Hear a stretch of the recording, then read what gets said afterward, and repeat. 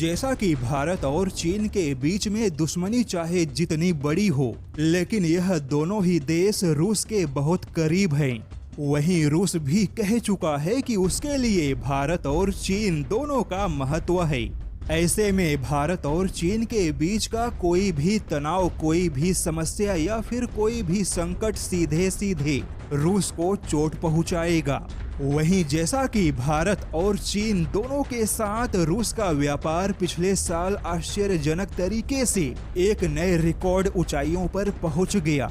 यहां तक कि 2025 के व्यापार का लक्ष्य 2023 में हासिल हो गया। ऐसे में रूस नहीं चाहेगा कि भारत और चीन के बीच में कभी कोई टकराव या युद्ध हो, क्योंकि ऐसा हुआ तो यह केवल अमेरिका के फायदे में होगा। वहीं रूस के लिए बहुत बड़ा नुकसानदायक होगा और इसी को ध्यान में रखते हुए रूस हिंद महासागर क्षेत्र में समुद्री सुरक्षा के शुद्ध गारंटर की भूमिका निभाने का प्रयास कर रहा है। यानी कि भारत और चीन के बीच में युद्ध न होने का रूस एक शुद्ध गारंटर बनना चाहता है और इसी के तहत रूस फिलहाल भारत और चीन के साथ मिलकर व्यापारिक संबंधों को मजबूत बनाने पर ध्यान दे रहा है।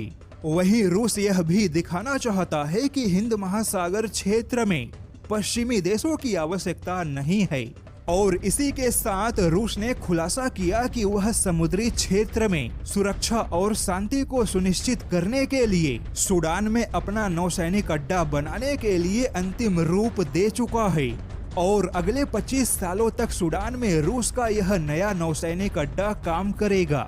यानी कि रूस एक तरीके से भारत और चीन के बीच में शांति का प्रयास कर रहा है।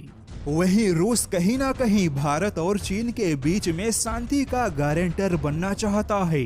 यानी कि भारत और चीन के बीच में कभी कोई युद्ध की स्थिति उत्पन्न हुई तो रूस मध्यस्थता करके पश्चिमी देशों के एजेंडे को बिना कोई फायदा पहुंचाए युद्ध को रोकने में सक्षम होगा और इसी लक्ष्य को हासिल करने के लिए भारत और चीन के बीच में रूस अपनी भूमिका को मजबूत बना रहा है।